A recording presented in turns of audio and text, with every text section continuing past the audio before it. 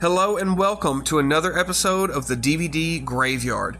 Tonight we're going to be taking a look at Henry, Portrait of a Serial Killer from 1986, directed by John McNaughton and written by Richard Fire and John McNaughton. So this is a movie that I'm sure a lot of people have heard about. I'm sure a ton of people have heard about this movie.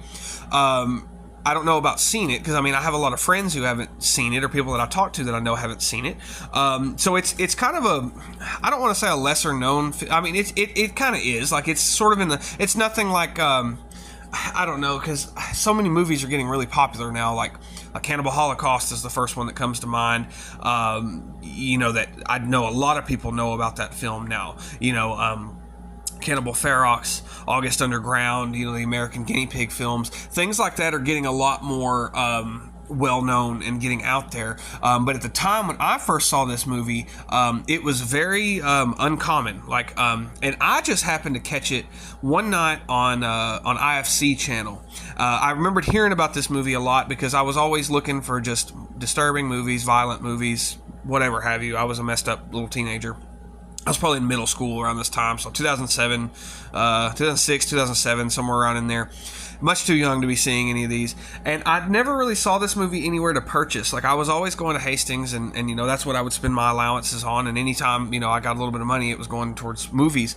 And, so I never really got the chance to see it. I saw, a lot of these other ones, like I Spit on Your Grave and Cannibal Holocaust, like I said, and Cannibal Ferox. I found all those, but this was one that just kind of eluded me. And I wanted to see it really bad. And I remember one night, really late, it was probably like 1 or 2 o'clock in the morning, I just happened to catch it on IFC channel. And I was like, oh, interesting. I was like, this is Henry, Portrait of a Serial Killer. I was like, I'm gonna watch this. So I sat down and watched the whole movie, and I was kind of like, that's it. It didn't really resonate with me, or it didn't really blow my mind or anything. Again, like I said, coming off of some of these other really horribly violent films that I've seen, it didn't really, catch my attention like some of those other movies did. And so I kind of just put it out of the back of my mind. I knew I'd seen it, and I was like, okay, done. Checked it off the list pretty much. And it wasn't until, probably this past year or so, I just happened to come across it on eBay. There was it's the copy I have right here. It's the 20th anniversary special edition released by Dark Sky Films. It's a 2-disc release. It's a very good release of it, actually. I highly recommend it if you come across it, because I got mine very cheap. But I saw it, and it was very low price. So I was like, I'm going to pick this up. I'm going to grab this copy and I'm going to rewatch it. I was like, because I heard somebody talk about it in a podcast or something like that. So I was like, I'm going to give this one a spin, check it out. So I ordered it along with the sequel. I got the sequel with it as well, which I think I've watched once since then. I'd never seen it before, and I really couldn't tell you a damn thing about it. I don't remember anything about the sequel. I remember it being okay, but maybe we'll talk about that one next time. But I put it in, and I sat down to watch it, and I'm like I said, I'm older now, and I appreciate a lot of movies that I didn't appreciate when I was younger, and it really just it really captured me. It really just kind of took me in, or sucked me into the movie because of how just dirty it made me feel. And that's something that I always attribute to or I always give credit to the original Texas Chainsaw Massacre. That movie, it has a very distinct look to it, and it just feels nasty. It's one of those movies, after you watch it, you kind of feel like you need to take a shower, just because of the camera quality and the content there, within the film, is so disturbing that it really just kind of resonates with you on more of I guess in a primal sense. It just makes you feel dirty. It makes you feel gross. You're like, I shouldn't be watching this, this movie really kind of also not exactly the same, not to the levels of, or not on the same level as Texas Chainsaw Massacre, but this movie has that really real and gritty and grounded in reality and just nasty feel to it. And it really just, I was stunned, because I was like, how did I not like this, all these years ago? This is right up my alley, this is great. It really kind of reminded me of the movie Maniac, which is also an excellent movie I'd love to talk about. But it kind of reminds me of that film, just a little bit different, of course. But that's kind of the comparison I make to it. If I'm recommending it, I'm like, oh, you've seen Maniac? I was like, it's kind of like Maniac, but it's a little bit more... I don't even want to say a little bit more realistic or a little bit more serious, because both of those films are fairly serious, but I don't know, this one just feels a little bit more real to me. And maybe that is just because it is based on the real life serial killer Henry, well, take that with a grain of salt, I'll talk about that in a second, Henry Lee Lucas and Otis Toole, which they supposedly killed a ton of people, but if you know anything about Henry Lee Lucas, he was the confessions killer. He confessed to, I think 300 something murders, something like that. He confessed to all these murders, and there's not really a whole lot of proof tying him to them. Like, it kind of boils down to like, hey Henry, we found this dead body in this county. Were you around this county at the time? Sure was. All right, well, you must have been the one that killed. That's kind of how it went. So like, Henry Lee Lucas is famous for that. He's basically the most famous liar, of all time. And, that's not to say that he necessarily didn't do all of them, or I'm sorry, he didn't do some of them, but I really doubt that he did all of them. And this movie really doesn't, it kind of picks a few things from the supposed, true story of Henry Lee Lucas, but of course a lot of it is, dramatized for the movie, and it is a movie. So, it's not like it's not a documentary necessarily, or it's not one of those movies like there's another movie that was made about Henry Lee Lucas. It's called Drifter, Henry Lee Lucas, and it's not very good. And there's the same people made one about Ted Bundy and the BTK killer. Those are more of like a, I don't know what you want to call it, a biopic or something like that. That's kind of how those movies are, and that's not what this is. This is basically a slasher film, a very realistic slasher film, sort of inspired by loose true events. Is kind of like how I like to describe this movie.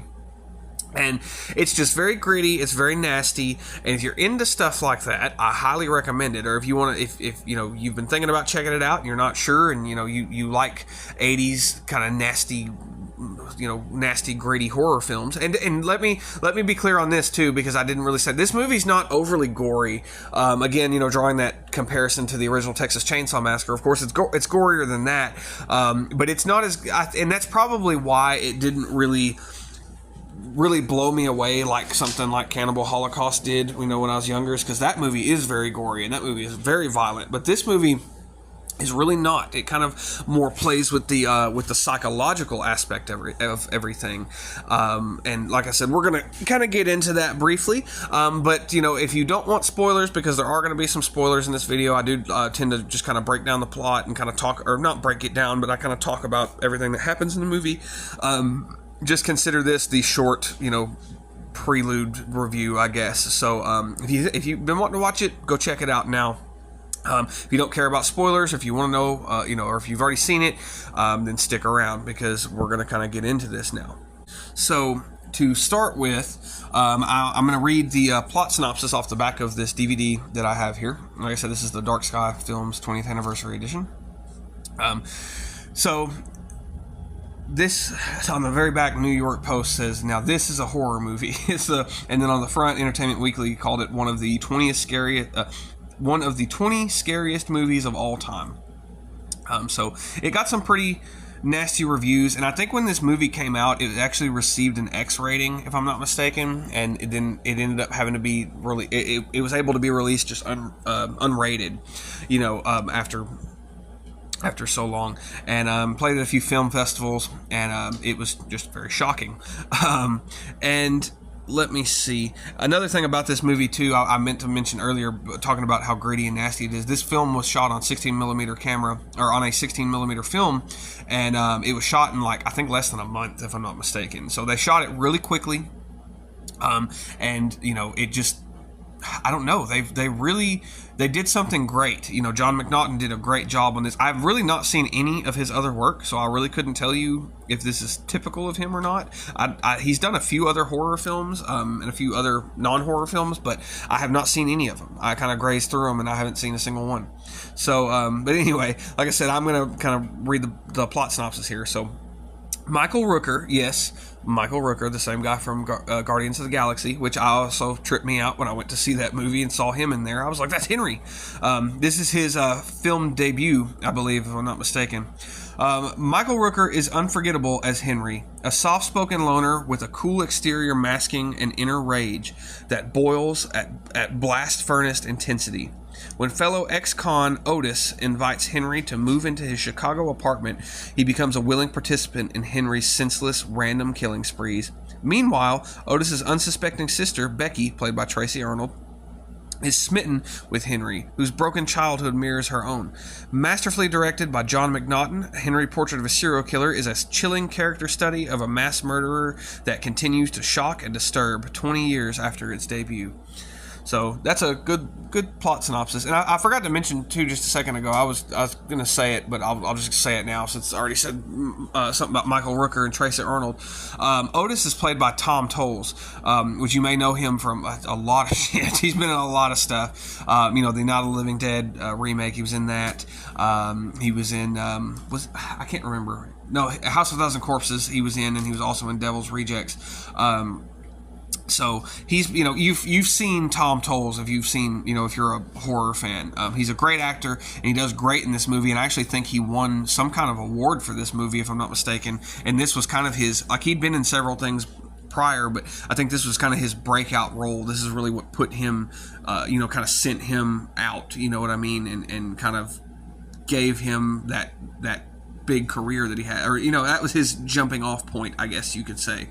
So that already is really interesting that we have two, who are now fairly big name actors, especially Michael Rooker. He was in, like I said, in Guardians of the Galaxy, and that's a pretty big deal,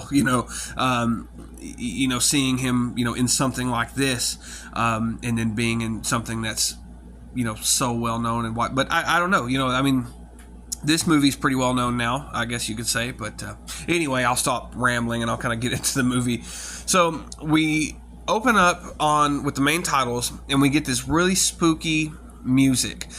We get the theme music to this movie, and it's very it's one of my friends said it's kind of goofy, but I think it's creepy. The theme music just fits this very well, fits this film very well.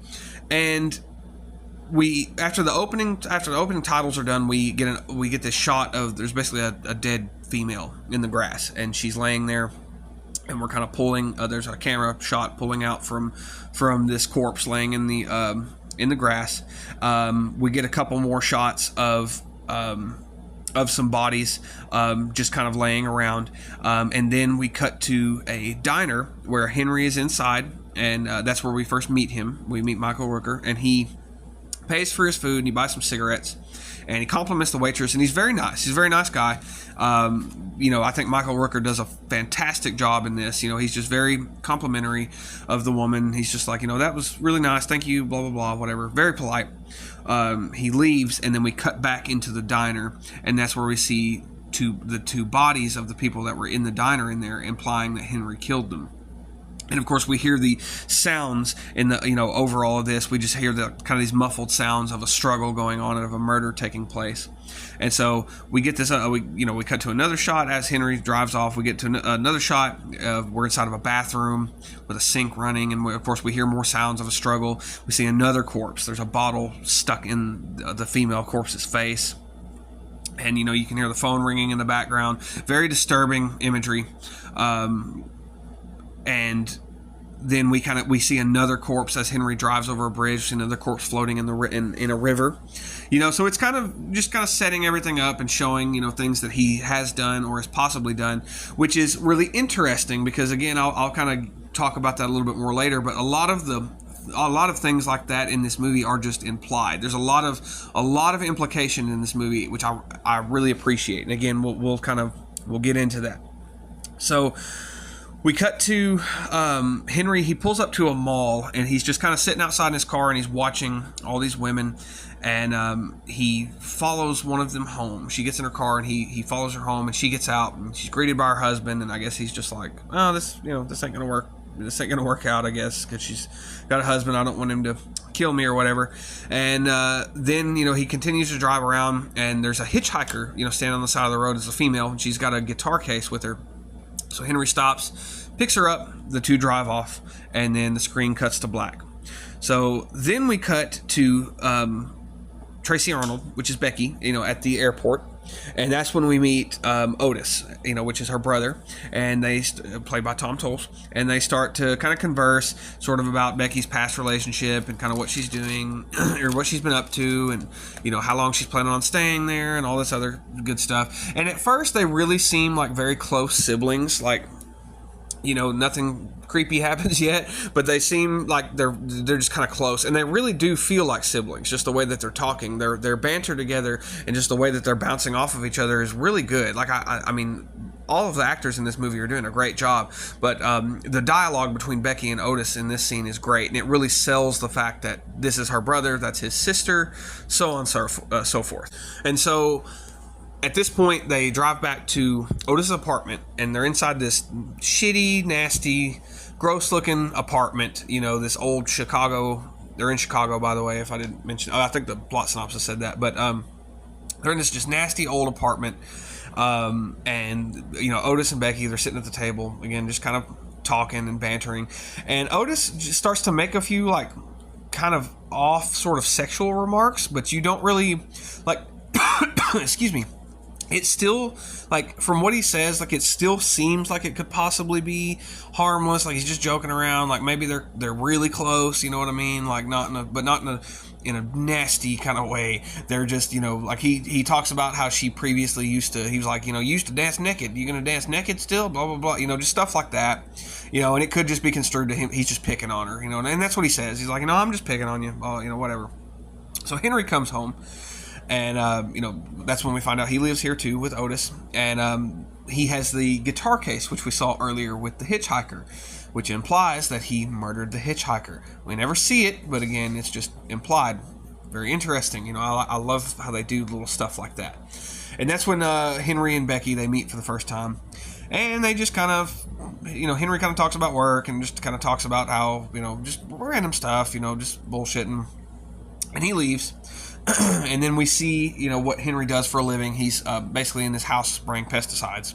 And when he goes, you know, when he goes back to his place of employment, I guess, you know, whatever the name of this place was, basically the guy, I mean, he doesn't fire him, but he tells him, you know, it's like, I'm sorry, there's not enough work. You know, if you don't hear from me within a certain amount of time, call me, you know, and I'll see if we can hook you up with something. So, at that point, Henry leaves, and he's just kind of wandering around, and he walks up to just some random house with his pesticide sprayer. He rings the doorbell, and a woman comes and answers the door and lets him inside.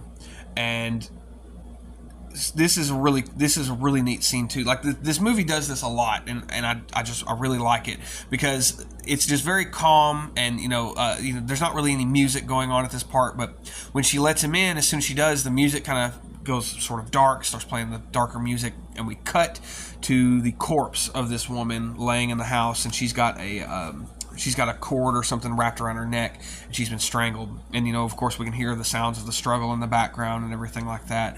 Again, implying that Henry went in and killed this woman.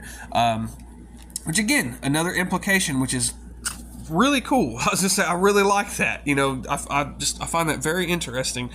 The approach that they took to that. And the reason why they did that is, you know, I think because, again, a lot of these murders that Henry, you know, the real Henry Lee Lucas claimed to do, you know, there just wasn't really any substantial proof. So I really like that they kind of did, you know, maybe he did it, maybe he didn't, maybe it's just in his mind, maybe it actually happened. You know, we don't know. We have no idea. So I think that's really cool. I love that. I'll probably say that a million times in this video, but I really like that. So then we cut to Otis is at a gas station, and a guy pulls up and is basically like, you know, like, you got any weed? You know, and Otis is like, yeah, I might got some. You know, you meet me, you know, at this place tomorrow, whatever. And Otis kind of like wiggles his tongue at the guy, you know, and the dude's like, fucking perv, whatever, and he drives off. And that's kind of our first implication that Otis is a little homosexual, which I think in real life, you know, correct me if I'm wrong. I'm not huge. I like true crime, but I'm not big on Henry Lee. Like, I don't know a whole lot about Henry Lee Lucas and Otis Toole, but I think they were lovers in real life, if I'm not mistaken. I can't remember. Like I said, correct me if I'm wrong. But that's kind of our first implication that Otis is gay, you know. So at this time, we kind of cut back to the apartment, and Otis and Becky are there, and they're just kind of talking. They're at the table, and Otis is Becky is just asking some questions about Henry, like, is he married? You know, and she finds out he was in jail, and she's like, oh, what was he in jail for? And she's like, what did he do? Kill his mom? You know, whatever. And Otis is like, well, actually he did. You know, he beat his mom to death with a baseball bat.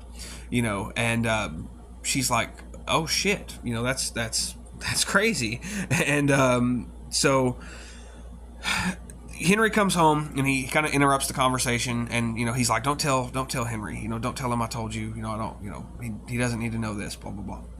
And so they're all sitting down for dinner.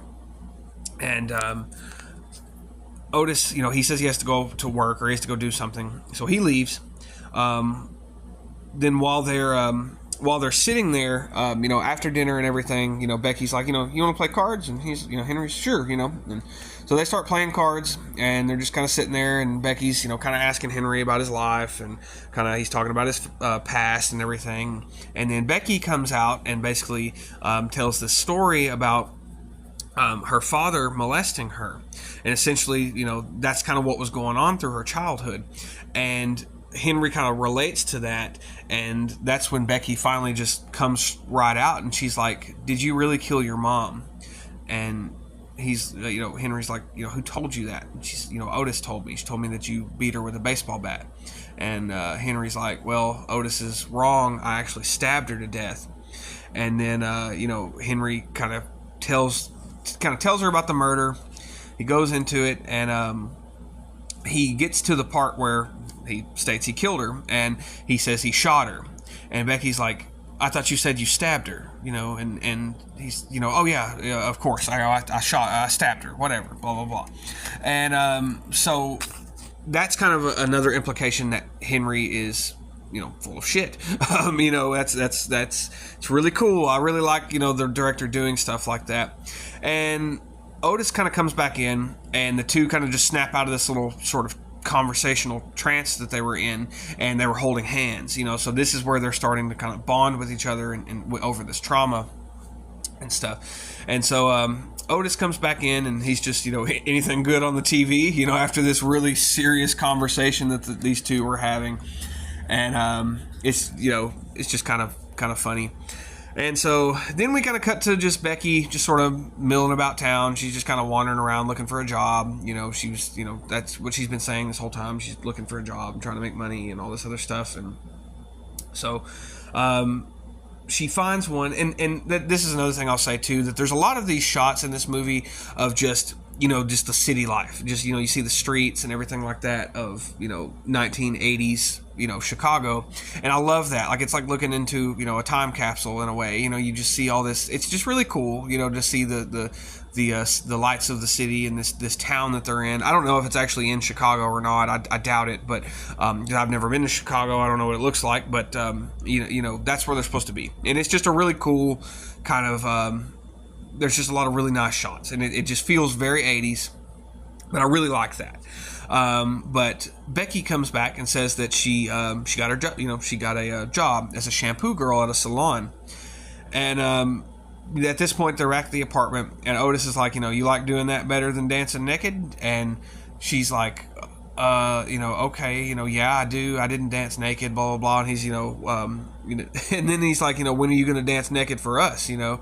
And then he's like, you know, the best naked dancer I ever saw, you know. And I'm like, and then so that's where you really get like, you're like, okay, Otis is a straight fucking creep in all senses, you know what I mean? In all ways, he's a straight up fucking creep, because this is his sister, you know. I'm sure I mentioned that earlier, but you know, he's making all these really disgusting, like, sexual remarks to this girl, and I mean, and that's another thing I should say too, is Tracy Arnold. She's just this sweet little blonde girl, and she's so nice and just so innocent and just so sweet, and she's pretty, and just, you feel so bad for her being subjected to all this shit from Otis, and then all the stuff she talks about in her past and everything. So you really start to just really dislike Otis, I guess in the kind of the same way. Never mind, I almost gave myself away. I'll talk about that later. So you really kind of start to feel bad for Becky. She's kind of the light of this movie, because everything around her is just shitty. Like, this apartment's shitty. Henry's a piece of shit, even though he doesn't portray himself as that way. Otis is a piece of shit. All the people they associate with are pieces of shit. So, Becky is really the light of this film. She's this sweet little just woman, in this movie. And you don't want anything bad to happen to her. You want her to be okay. You feel for her. You really, she really kind of tugs on your heartstrings a little bit. Just like I said, she's so innocent. And so at this time, this is one other thing I forgot to mention. This is where Otis, does something else really nasty. He tries to kiss Becky, and Henry tells her to stop. And he's like, this is your sister. This is your sister. What are you doing? You're fucking crazy. And so that's where, they kind of bicker about this for a minute, and they're kind of being silent to each other, not talking or anything like that. And to kind of break the tension, Becky's like, how about you boys go out and get a beer? Why don't y'all go get a beer? I'll do the dishes. Don't worry about me. I'll just stay here. You guys go out and have some fun. So they're like, yeah, sure, let's go. So they leave, and we just kind of get some more cool night shots of the city. And the two, Otis and Henry, they stop and they pick up some prostitutes. And we kind of cut to the scene of them all kind of fooling around in the car. And Henry just loses it, kills his prostitute that he's in the back seat with. Otis is in the front seat. Henry kills his prostitute. Otis is shocked, and he's like, what the fuck, what's going on? Henry kills Otis's prostitute, who is now, starting to take notice, and is like, oh shit, what's going on, blah, blah, blah. So he kills her. He breaks her neck. Henry just gets out of the car. He picks up both the bodies, tosses them to the side. They get in the car, and they leave. And then we get this shot of the two just kind of eat, they're eating like burgers or something like that, and just kind of talking. And you can tell that Otis is he's freaked out. Like he's like, oh shit, that was crazy. I didn't expect that. And Michael Rooker in this scene, this scene always stuck with me, even from the first time I saw it. Michael Rooker in this scene, when he's looking at Otis, because he's looking at him, kind of like making sure, like, are you going to be okay with this? Are you going to rat me out? Like, do I need to kill you? And you really feel that, like, in his face, just in that look that he gives, you really feel that. Like, he's looking at him like, should I kill him? Should I not? Like, are you going to be okay with this? Are you not going to be okay with it? Like, what's up? And he's just such a great actor. Like, he plays this role very well. Like, I forgot to mention earlier, whenever he was given the kind of monologue about his mom, the story about killing his mom, he just delivers this, he's got this eerie, soft-spoken voice about him, and he's just so, like, he really does give off the serial killer vibe really hardcore in this movie. Like, they did a very good job casting Michael Rooker in this. Does a fantastic job. And like I said, he's just got this scary look on his face, looking at Michael Rooker, and he's just, are you okay? You gonna be all right? And Tom Tolles is like, I don't know. I've never killed it. This is crazy. And Henry's like, he kind of explains his actions, what's going on. He's like, I didn't see nothing. You didn't see nothing. Are we square? And he's like, yeah, we're square. We're good. And Otis is still kind of freaking out. And Henry's like, you're telling me you've never killed anyone before? And Otis is like, oh yeah, maybe I have, but I didn't have any choice at the time. This is completely different. And Henry, again, has this great line. He's like, it's always the same, no matter what. It's always the same, but it's also always different. And then he kind of tells him, he just kind of goes over some stuff, it's different because of this, and blah, blah, blah, blah, blah. He just has this really good, interesting monologue about killing, very, great delivery again from Michael Rooker. So then we cut to the scene of Otis is in the house and he's watching TV, and the TV's not functioning very well. It's kind of going in and out, and he's trying to adjust the settings and bang on it, and it's just not doing for him. So he gets pissed and he kicks the screen in the TV and destroys the TV. And Henry comes in and he's like, what did you do that for? And he's like, oh, Otis is, I guess I lost my temper, but shit, we got to get a new TV. I can't not have a TV. We got to get one. So they go out, they leave, and they visit this gross looking dude in this old warehouse, this garage, who sells TVs. I guess they're stolen TVs. And they're kind of bickering about prices. They're like, oh, we got $50. What are you getting? He's like, well, I got this black and white set over here for $50. And, and they're just they're like, well, we kind of want this, or we kind of want this. And the guy's just being an asshole. And he's like, look, you come in here with $50. He's like, that's all you can get. Get out of here, you dumbass pieces of shit. Stop fucking bothering me. All that. So that pisses him off. So Henry grabs a soldering iron on the table and stabs the guy. So this is a murder we actually see. There's a few that we actually see. Like I said, the prostitutes. This one, I'll get into that later. But he stabs the guy. Otis is strangling him, and Henry's just stabbing him over and over and over and over again. They steal the TV that they were going to buy, and then they steal a video camera that was there. One of them old school kind of 80s VHS tape, video cameras. So they leave. We kind of cut back to the apartment. They're all just kind of making home movies and dancing and all this other stuff. And Otis is filming, Henry and Becky dancing. And that's when Becky kisses Henry on camera. And then Otis is like, you can tell Henry's very uncomfortable with this. You can tell it kind of throws him off. But Otis is like, no, keep going. Keep, being weird, And he's like, keep going. And Henry's like, no, that's enough. Let's stop. So they cut, the camera cuts. We get to this scene of Otis waiting on the guy he was talking to about selling him some weed. And he's, the guy walks up to his car, gets in the car. Otis sells him the weed, and he pulls out a doobie, and he's like, hey, you want to smoke a little bit before you go? And the guy's like, yeah, sure. And so he lights up the joint, passes it over to the guy. Excuse me. Whenever the guy grabs it, Otis kind of touches the guy's leg. He starts kind of feeling on the guy's leg, which pisses this man off. He punches Otis in the face, gets out of the car, and takes off running, and he leaves. And Otis is pissed. He's like, oh my God, he's mad. And he comes back to the apartment, and he's just, bitching about this guy, oh, fuck that guy. I'd really like to kill somebody right now. And Henry's telling him, you can't kill him. If you kill that college student, the police are going to be all over you. And he's like, well, I want to kill somebody. And Henry's like, all right, well, then let's go. Let's go for a drive. So they take off, and they're just kind of meandering around. And then they, Henry gives Otis a gun, and they park just kind of under this bridge, and they're just parked there, and they pop the hood, and they're just kind of standing there waiting for somebody to stop. And so this man stops and gets out, and he's like, you guys need some help? And Otis just blasts him. He shoots him, I think, 3 or 4 times. And then they just get in the car, and then they leave. And so that's when we kind of cut to this scene of Henry kind of explaining to Otis, you've got to change up your MO. You can't do the same thing. Some of them you got to cut up. Some of them you don't cut up. Some of them you bury. Some of them you light on fire. Some of them you do this. Some of them you do that. He's like, some of them you stab, you shoot, whatever.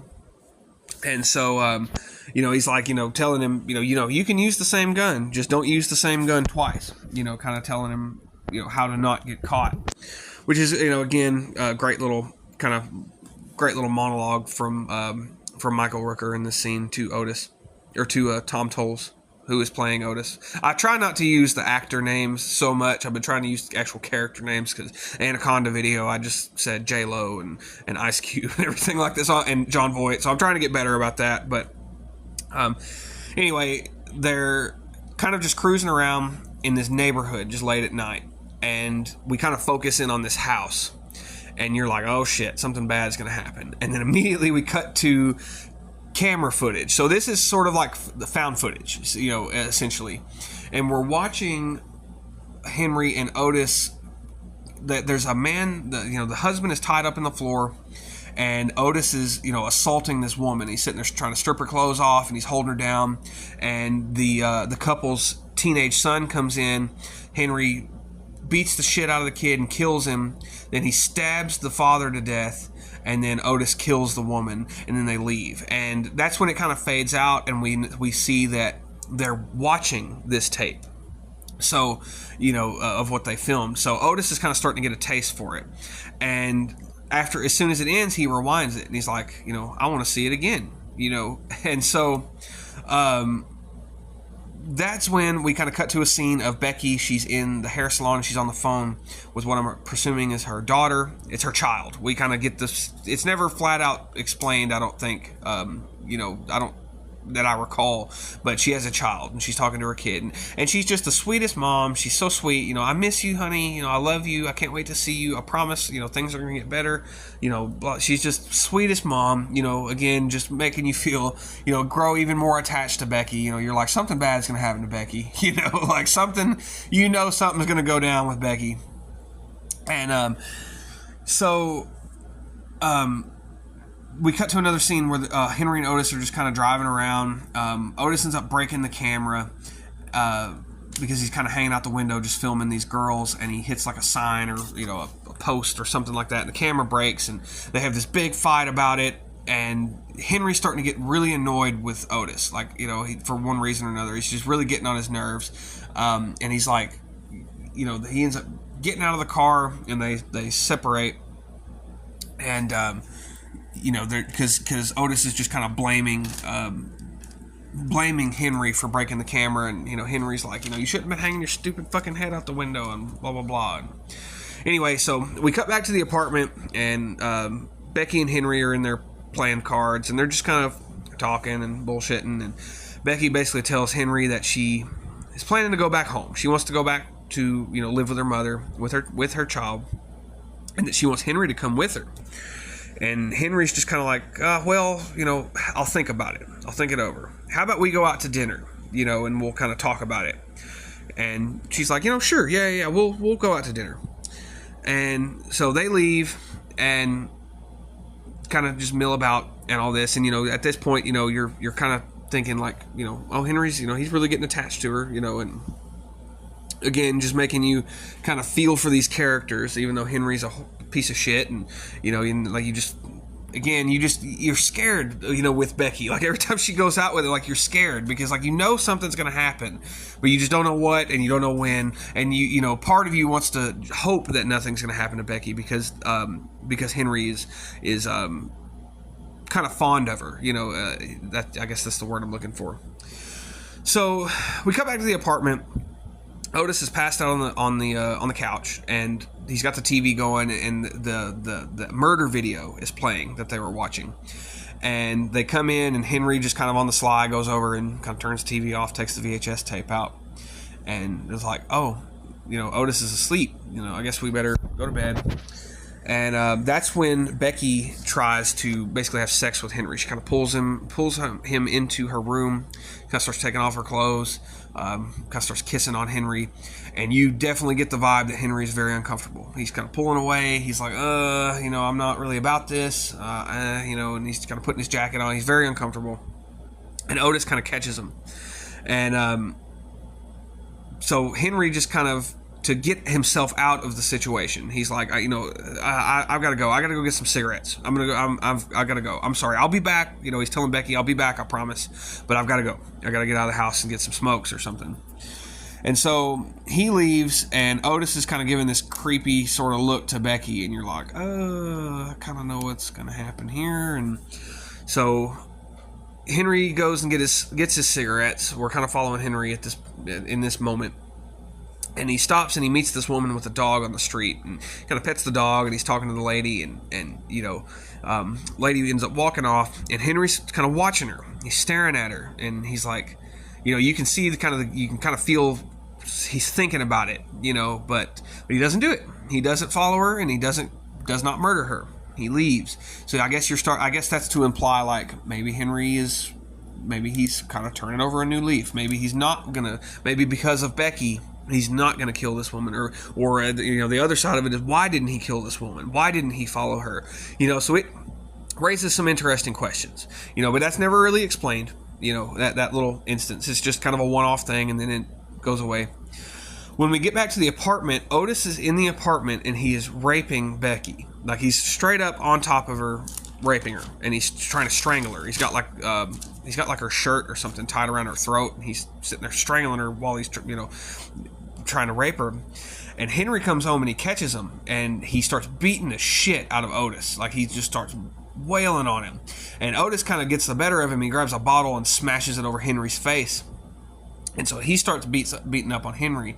Well, then Becky comes in out of nowhere and stabs Otis in the eye, and it's a really cool shot. Of course, it's a fake head, and it's that kind of 80s gore that's very oversaturated blood. You can definitely tell it's a fake head, but it's a real quick scene, and it looks really good. I like it.